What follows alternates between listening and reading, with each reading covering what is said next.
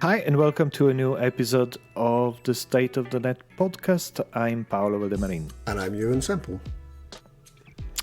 And the news of today is that podcasting is cool. It's officially cool. Well, podcasting might be cool. I'm not sure about podcasters. I don't know if we could. Podcasters are cool. Are I we? mean, I have had an account on the Apple Podcast Connect thing for probably 10 years, and they never cared about me. And now they send me emails saying, "Dear podcasters, Wow. do you know that people can listen to Apple Podcasts on Alexa in the Americas?" And yesterday I also got a message from Spotify for podcasters saying that, like one of those, the year in review for your podcast. Of all the people, apparently we are trending in Brazil. So if you go to Brazil, Thank you to both of you. Don't be surprised if people stop you on the streets, because according to Spotify, that's where most of our market. Well, that's funny. Do you remember back in the early days of blogging, I used to have a lot of people in Brazil following my blog.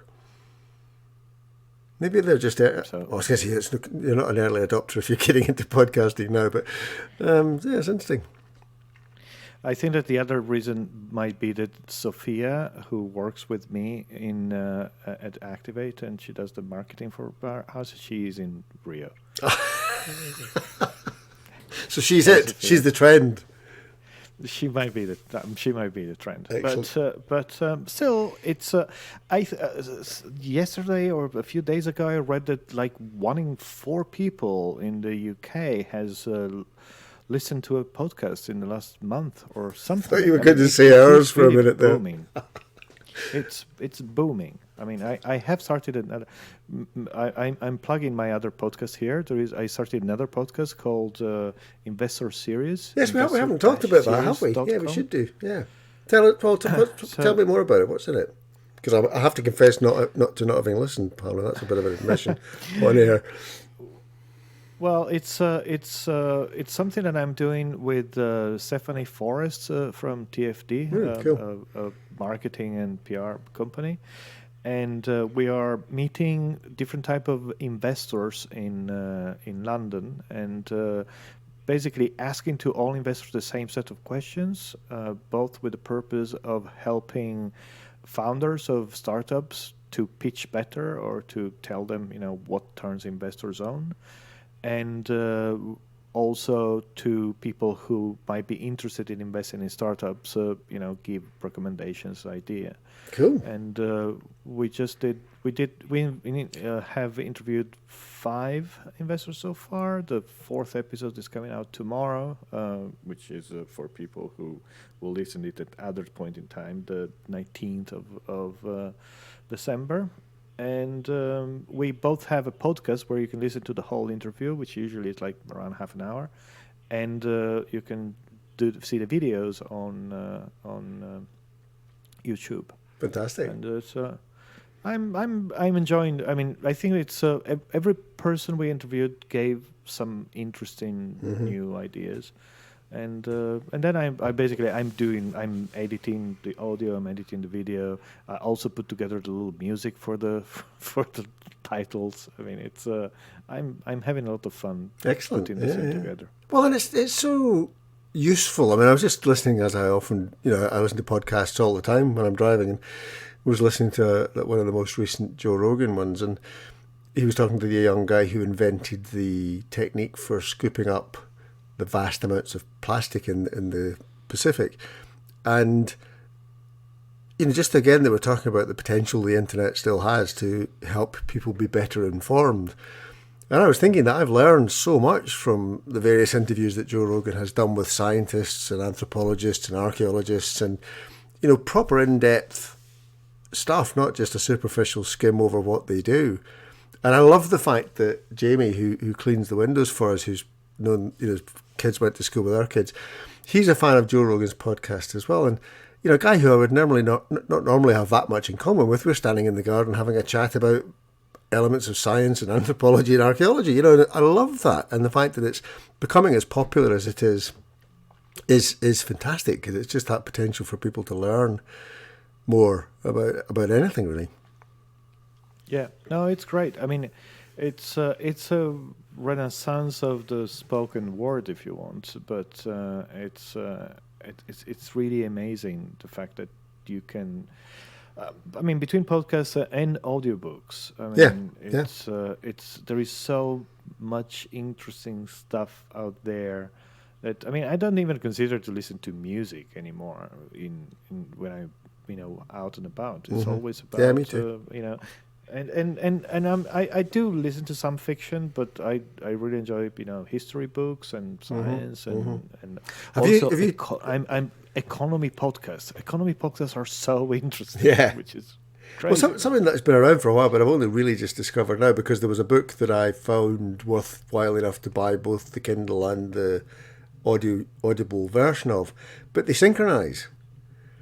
And it's really cool. It's the fact that you can be reading a paragraph in your and then the next second start listening, and it's exactly the same place. It's so cool.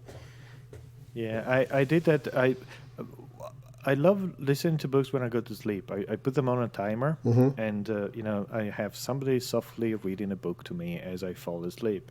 And then the next morning, I just open the book on Whisper Sync, and I have to go back to where the last bit that I remember. Yeah. And I realize this way that usually I fall asleep like in 1 minute. That's interesting. I just have to go back all the way to where I thought I was. But no, it's really great. I mean, and I noticed that I'm recommending audiobooks and podcasts to everybody I meet, and everybody likes it. I mean, it's hard to find people that don't find something good for them. Well, and it's partly just the devices, isn't it? Our time here because, of course, we're wasting our time here because I suppose that anybody listening to this has already been sold on podcasts. It's a bit meta, isn't it? Yes, we should move on. So I think that something interesting that happened between this episode and our last one is that pretty much immediately after we released the last one, two things happened. One was that Sacha Baron Cohen gave this speech that a lot of people linked at the Anti-Defamation League in America. And then like a day later, Tim Berners-Lee announced this contract for the web initiative. So I'm proud to say that today we have here as guests Sacha Baron Cohen and Tim Berners-Lee. But it was interesting, that Sacha Baron Cohen thing, and we should link to it in the notes. But I shared it and I enjoyed watching it, and I agreed pretty much with all that he said. But I also was still left with an uncomfortable feeling that, well, it's the whole thing that we've been through so many times on the podcast about editorial standards, who gets to exercise them, whose responsibility it is. And there was a bit of pushback against that speech from the usual tech optimists, as it were. So I mean, I'm not going to go back through those arguments again. It was just that there is a risk, I think, involved in expecting Twitter or Facebook or whoever else to sort out what effectively are moral and ethical issues. I mean, I thought he steered quite a good line in the sense that there are laws that affect these things that apply in society generally. It's ridiculous for the internet not to come under those laws, and all of that was completely true. So it was, and it was such a well delivered rant. He was great. Yeah, no, it was brilliant. I liked very much the bit where he was basically saying how if we don't share some common truth, jokes don't work. Yes. And of course nothing else works. But I think it was extremely a very good way of stating it. Yes, and it wasn't too dogmatic or yes. Yeah, no, I think that was it was very. I really like him. I must say he does these extreme things, but I think he's a clever dude. Yep. On the other hand, and then you've got Tim. Yeah, sorry. On the other hand, Sir Tim released the contract for the web. What was your reaction? Whatever. Yes, it was signed by Facebook. Well, I thought that was part of the problem. It was the people that he'd lined up behind it, and you thought, really? I mean, because I think there still is a scope for non-commercial idealists to kind of regain the high ground that we could argue has been lost since the start of all this. But I don't think what Tim Berners-Lee is doing is it, for all sorts of reasons. It did remind me, probably more than the Clue Train Manifesto. It reminded me. Do you remember World of Ends that Doc Sears and David Weinberger wrote? Yes, sorry. Well, yes. I misunderstood you. Yes, it was like this short. It was like this short document highlighting what the web should be, and I think that probably most of those concepts were already there. Yes. I guess that the problem is that back then, all the shit that then happened had not happened yet. Yes. So it made sense. Today, having something like this. It's the fact that then it was signed by Facebook and Google was like saying because the other thing that happened not long after that was Jack Dorsey at Twitter talking about launching an open standard for social media. Not entirely sure what he means by that, but and then there was also the which I think we did talk about the last time, Wikipedia's Wiki Tribune thing, which I think we both just confessed to each other we subscribed to for 2 payments and then cancelled. Yeah, I had completely forgotten about it until I got a notification about a payment, to which I said, "Oh shit!" and went there and cancelled. Me too. And it's a shame because I'd love for it to have worked. I'm dying. I mean, I'm beginning to really sort of give up on Facebook and Twitter. To be honest, I'm just getting bored with it. The thing is that you can't release such a piece of beep in the end of 2019. Yes. I mean, I'm sorry.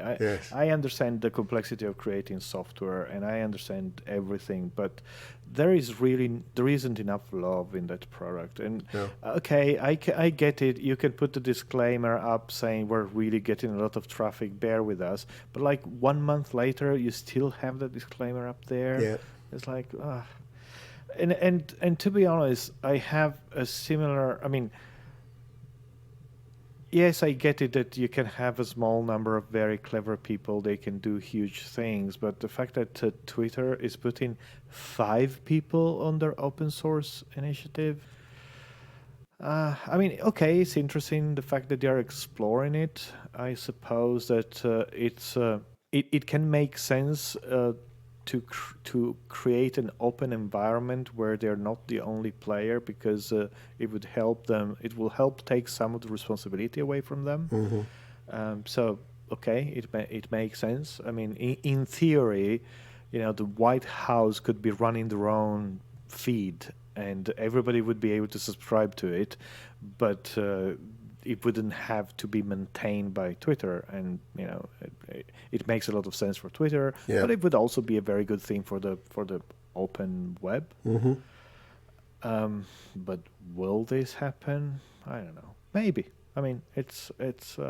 We're in a funny period, aren't we? Because there was such a for the longest time. There's been an incredible ongoing march of innovation and new stuff and cool stuff, but the last 4 or 5 years maybe, it's all got a bit static, hasn't it, and boring, or anything that's come along hasn't had enough gravitas, for want of a better word, to make a difference. I mean, there's all the things like TikTok and Snapchat and whatever else, but they're not going to meet the sort of needs we're talking about, really.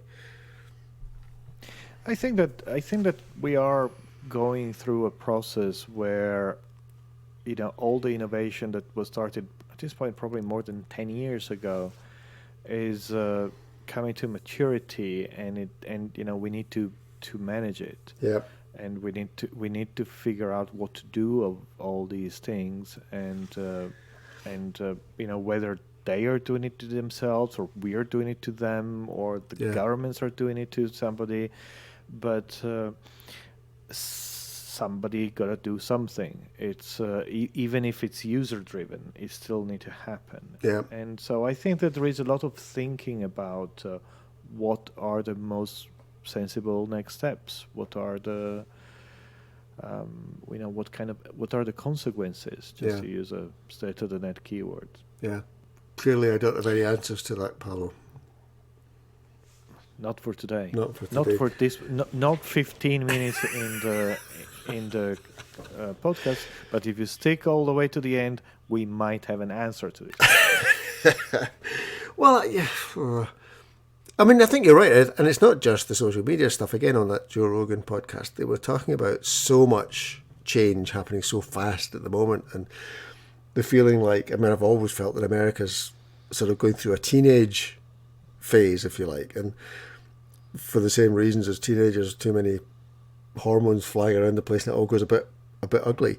And they were being optimistic that we will begin to mature in our use of these things. And I think the same is true of the politics. I think it's just been really interesting in the UK over the last few weeks with the debacle that was the general election, and but I think people are sort of getting wearied and are likely to want to get to something better. And there was a good article, a friend of mine, Rob Watson, at the BBC, wrote a good piece about the British character, which I've sort of talked about before here, that kind of slightly sarcastic, cynical, jokey kind of attitude to things it can at times be a weakness, but I think in these kind of circumstances it's a strength. And I think it'll just be interesting to see what Britain ends up working out as all this continues to ramble through society. And the prospect that I think again we've mentioned is of us working some stuff out that might be useful to other people on the way.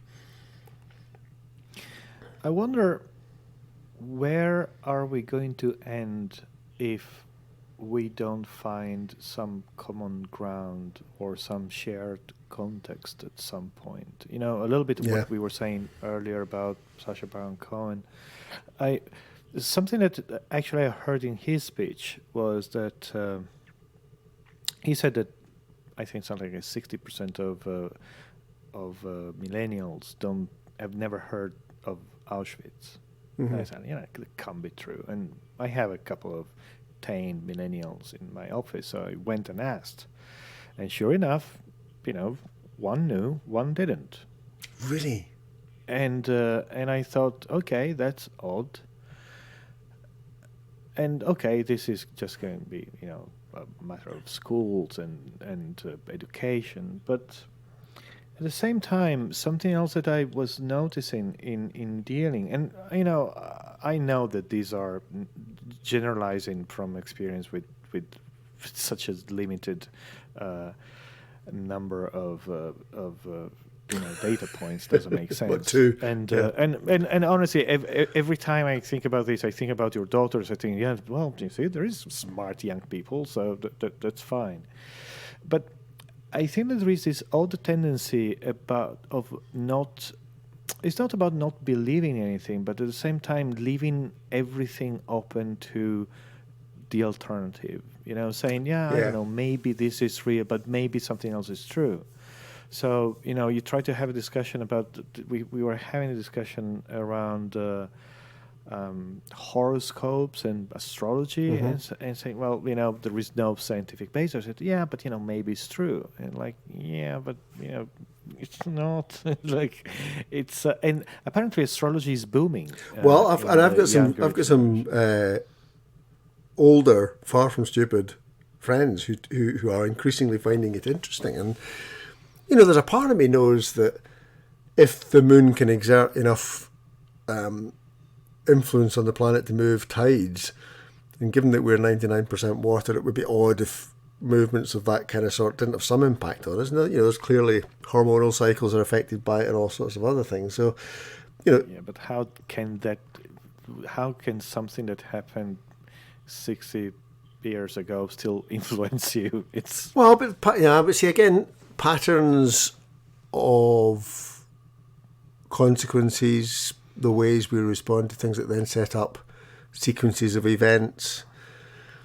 And even that, given the amount I read about non-duality and Buddhist thinking, that the whole idea of right and wrong is a construct. And clearly people like Hitler and things like the Holocaust test that to an extreme. But if you follow that line of thinking, then there is an inevitability, what happened couldn't not have happened. Doesn't mean you let it happen again. It doesn't mean you don't try and exercise influence to prevent it. But, I think sometimes we muddy the waters with right and wrong. In fact, that was part of my problem with Sacha Baron Cohen's speech, because, the whole thing about Labour and anti-Semitism and trying to pick your way through all of that and the different reports, the different vested interests, my sneaking suspicion that people quite often conflate anti-Semitism with anti-Zionism, and they're not the same thing, I don't think. So even what one group might think is the most clear right and wrong isn't quite as clear as we think it is. Yes, but still, if we discuss about a political position, fine. If we discuss about science or if you discuss about history, I appreciate. I mean, somebody started, because at that point everything is valid. And at any point, Holocaust negations becomes plausible. So how do you know? Was that true? Was it not true? It's like it's so sorry. It was not. I mean, I think that there needs to be a common ground, and I think that we're losing that. Now, it might be true, and as I said, I'm curious to see where we will end up without having a shared story. Yeah. Without having a shared reference. Right now, I am struggling a little bit. I mean, I'm dealing with situations where I'm quite certain about something, and because of it has my experience, or because it's and when everything is questioned, and look, I appreciate the good part of questioning everything. Actually, I enjoy that bit, but I think that you get to the point where if you want to get anything off the ground, you need to agree on something, because otherwise, if we continue with let's agree to disagree about facts, it becomes a little bit hard. Sort of reminding me of a phrase from, and I've forgotten his name, a new agey sort of writer, but he said, if you've got a choice between being right and being kind, be kind. And I, again, sometimes wonder if so much of the justified righteous indignation that you see flaring up on the internet, we need to get ourselves trained out of that. Oh, that is. Well, but it's part of the same thing. It's part of this confidence that one group's right and there is a right and there is a wrong and we've got the high ground and you're not, and blah blah blah. That. But look, I'm not really. I agree that is a problem. I wasn't really even in that space. Mm-hmm. I wasn't really even discussing about the. I'm just talking about if you and I need to do something, if you and I need to work on something, very often we need to agree on some basis, and sometimes it's hard to get there. Sometimes it's hard to get to the point where no, it's not. No, not with. No, I'm joking. I'm joking. But it is with in some situation you find yourself in a saying of okay, we don't even have a shared agreement. Mm-hmm. And at that point, you kind of say, all right, then I'm not sure what to do. It's and it's not because I'm not willing to challenge myself. It's just because it all become very relative. It's really interesting because so many things that I'm now involved in need rules. The rules of the road, and I watch people all the time on the motorway just breaking the rules in ways that terrify me. So that's an example of a shared environment where you need to have a shared set of quite rigidly adhered to rules. But then, we were talking about software earlier, and where rules are beginning to be applied algorithmically. And there is an argument that an organisation, a corporate body, has a legal requirement. They have to meet those rules. It's not unreasonable to manifest those rules in software. But there is still something that sort of worries me. about who gets to decide the rules and how long they last and what you do when the world changes and they're not the right rules anymore, you know. Well, I mean, I suppose that it's much easier to adapt rules if they are written in software than if they are written in stone. So, to some degree, software, you can actually create rules that self-adapt based on context if you do it with software. But what rules do you apply to make it adapt in which ways? Well, you have more, you have data coming from the context itself, so you can say, if traffic, once all cars will be self-driving, you will not need traffic laws as we need them today. Yes. The traffic laws as we need them today are very much based on the fact that you have very, very little computational power in each vehicle. So it's easier if you say everybody drives on this side of the road. Yes. Because otherwise it gets complicated. But if you have enough computing power and every vehicle is talking to every other vehicle, they can just go everywhere as long as there is some algorithm that it can dynamically adapt and make sure that you're using. If you want to see an example of how self-driving traffic will work in the future, just go to any Indian city. Where pretty much everybody's going for what they think is the fastest route, and it creates a huge jam. But at the same time, it's very efficient in the way people. That's such a good example for what I'm talking about, and it's the same sort of thing as those Scandinavian towns that have taken away all the road signs, and it's actually reduced accidents. And it's the same sort of principle that's niggling away at me with Sacha Baron Cohen, that we shouldn't need. This has been very idealistic, but deep down we all kind of know when we're being a little shit. And we can only do it when we're justifying it on the basis of some other bigger issue sort of thing. And so we'll never get to learn not to be a little shit if we don't get the chance.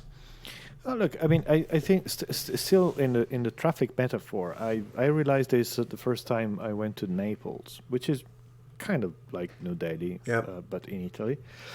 And you realize that you can cross the street anywhere. You could just step on the street and people will stop and you will just, walk between the cars and get on the other side of the street. Yeah. That is because everybody is expecting something like that to happen. Yes. If you step on a street in London, even anywhere you're not supposed to, people will just run over you because nobody expects some idiot to walk onto the. Well, if you, as a friend of mine told me, if you do it in Denmark, even in the middle of the night when there's no traffic there, people will tut disapprovingly at you.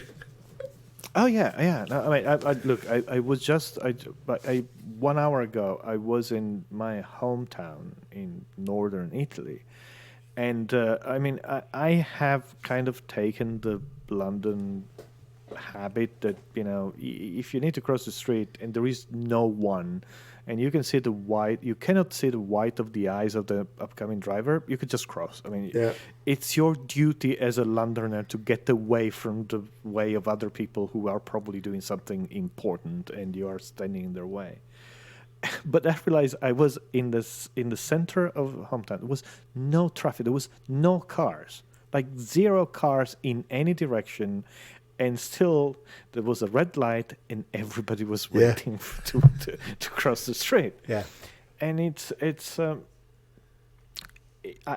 think that it is interesting how by creating smarter algorithms that can apply rules in a more dynamic way, you can have a more efficient system. But you still need to have some rules. You still need to share.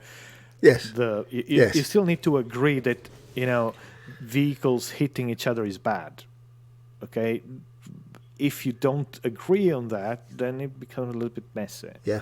So this thing about rules, responsibility, trust, institutions. Again, this sort of relates back to the politics, doesn't it? And how we sort of lost confidence and trust mostly in our politicians. I think even those who voted for Boris don't necessarily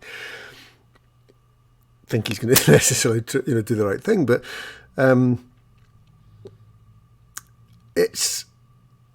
it's unsettling for a lot of people at the moment, isn't it? And that lack of clarity. Yeah, I don't know. I'm Italian. We never trusted our politicians to begin with. But I understand it as a Britisher, as my Indian friends called it. You're struggling with this. What is the last? Who is the last politician you trusted? Well, it's a bit about age, isn't it? I mean, it's like when the policemen get older than you and the doctors younger than you and the doctors are younger than you, they sort of stop trusting them. But it's not quite that. It's more, I think the whole PR-driven, personality-driven thing of the last, maybe 15 years or so. So... Oh, well, look, we had Silvio Berlusconi more than 20 years ago. Well, okay, maybe I'm contracting the time, but certainly I grew up in an era where there was still, not much television, certainly no internet. Politicians had to get out and knock on doors to a degree. They only do it for the photo opportunity these days. And you had proper hustings where they'd sort of take on all comers and have robust arguments. And that's all become so stage managed and so sanitized these days. And it has become, quote unquote, professional. Yes, and the perils of professionalism, as I often talk about, that it becomes an end in itself and stops meeting the needs that it was originally intended for. And yeah, totally. We want a bunch of enthusiastic amateurs for our politicians, not bloody professionals. Well, then again, I mean, you read a little bit of history, and suddenly you realize that throughout human history there have been these kind of true abuses. I mean, I think that maybe we went through a phase in the.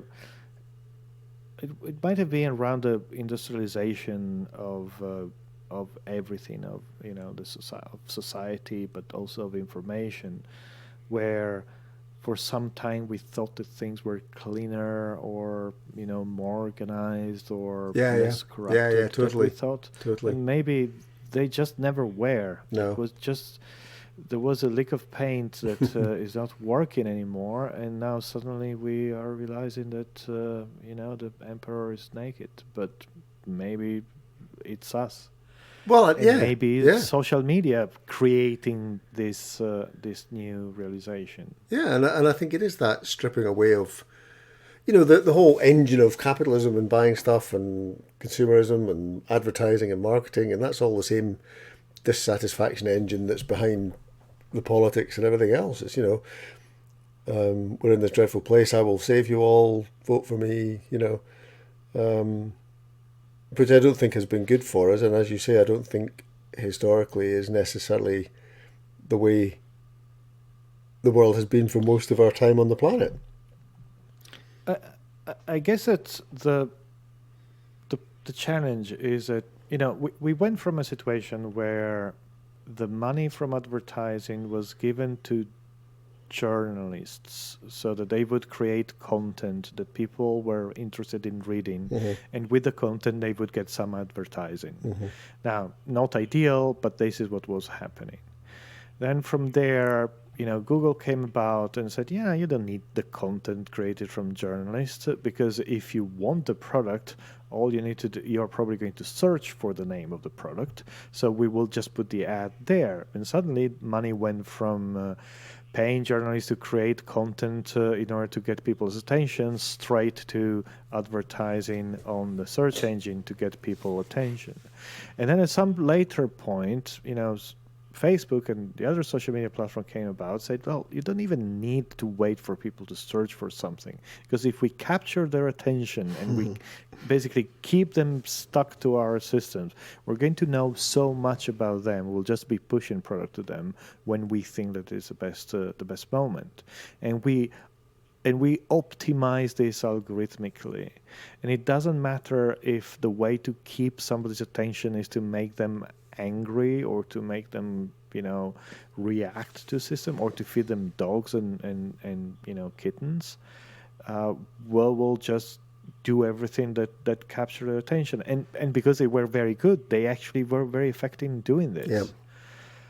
unfortunately, I think that we might have lost something in this evolution. The plot. Because I mean, and I'm not in any way saying that back in the day the journalists were particularly good, but maybe there was the byproduct of their activity was better than the byproduct of what we have today, because the byproduct of that was information, as superficial and lying as you want, but the byproduct of this is disinformation. I mean, the byproduct of this is everybody having their own very specific perspective on reality that has been crafted by clever. Well, yes, I was going to say that's the trouble. It's not their own.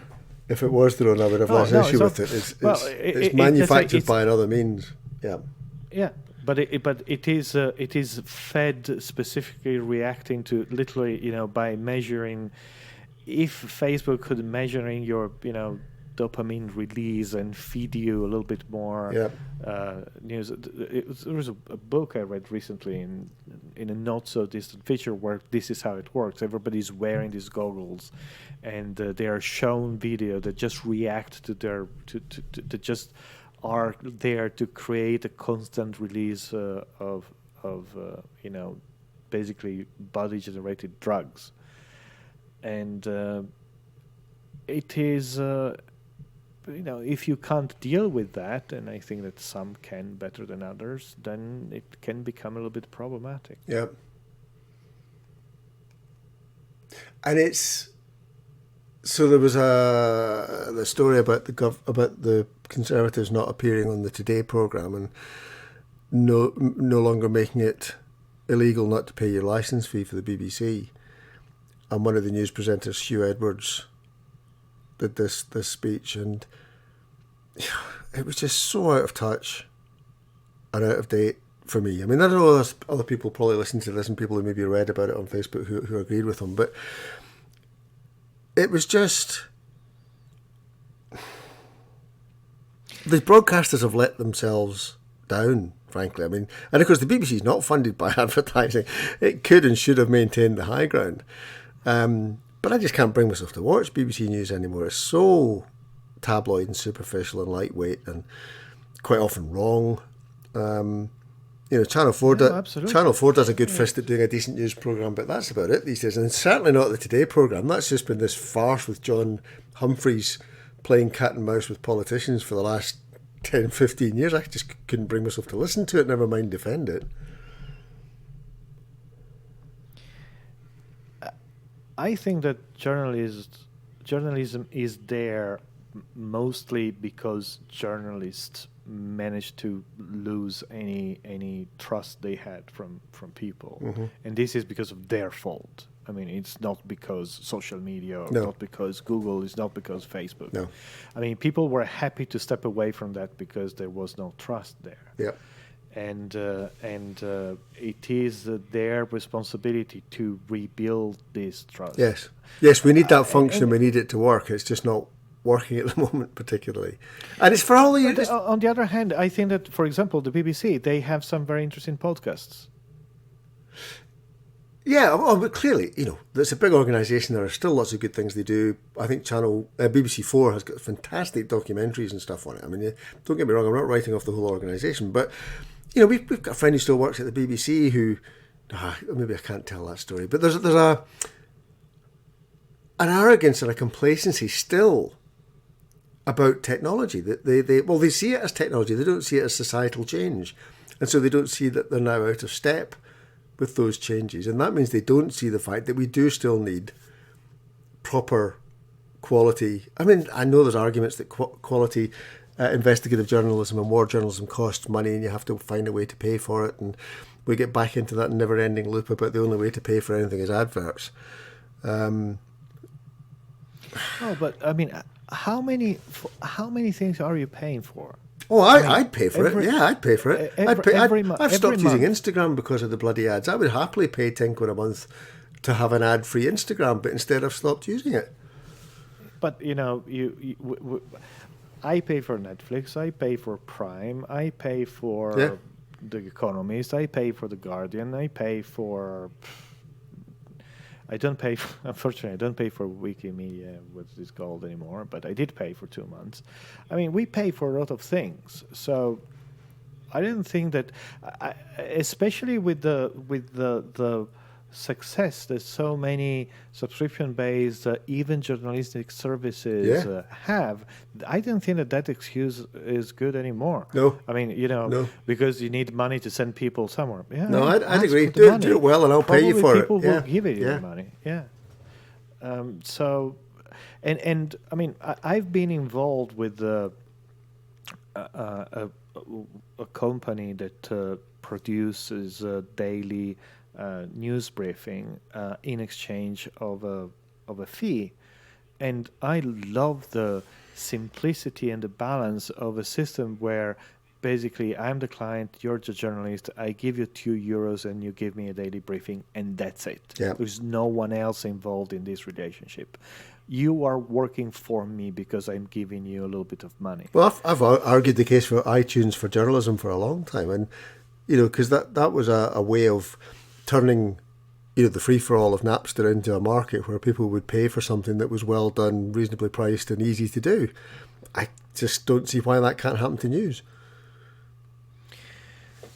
I mean, it is happening in some, like for example,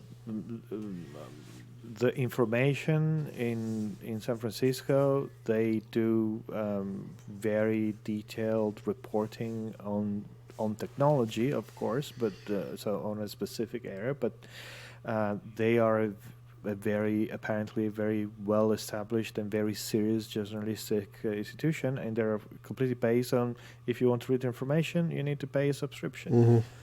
I think that there are new types of media companies that are emerging and that will establish new systems. Of course, the problem is that you run the risk of splitting this market even further between those who can pay and those who cannot pay. So if you can pay, you get the good stuff, but if you can't pay, you probably get the free stuff that is not very good because it's not done in your interest but in somebody else's. There's also the risk that I just pay for people that tell me the things I want to hear. Of course. But I think that's a short-term risk. I don't think we're going to fix it. I don't think we're going to fix it this time. No. Are we giving up? Yeah, I'm sorry. We'll try on the next episode. 42. That's the answer.